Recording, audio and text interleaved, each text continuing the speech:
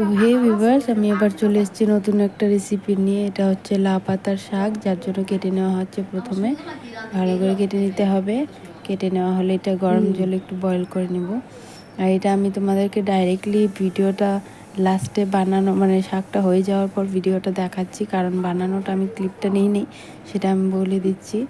রসুন, শুকনো লঙ্কা আর কালো জিরে সম্বার দিয়ে এটাকে নাড়াচাড়া করে একটু পরিমাণ মতো নুন দিবে, বেশি নুন দেবে না, কারণ এই শাকটাতে নুন কম দিলেও বেশি হয়ে যায়, ওর জন্য বুঝে শুনে দিবে। তো এটা নেড়ে চেড়ে ভালো করে ভেজে টেজে বয়েল করে রাখা শাকটাকে ঢেলে দিয়ে তারপর ওইটা যখন মজে যাবে, মজে যাওয়ার পর নামানোর পর একটু কাঁচা সর্ষের তেল দিয়ে দিবে। গরম গরম ভাতের সাথে খেতে খুব ভালো লাগে। তো যার জন্য দেখো এই যে বানানো হয়ে গেছে, এটা ধুয়ে বয়েল করা হয়ে গেছে। আর এটা হচ্ছে রেডিমেড, বানানোটা আমি দেখিয়ে দিয়েছি, আর কিভাবে বানাতে হয় সেটা তো আমি বলেই দিলাম। আজকের মতো এতটুকু, বাই বাই।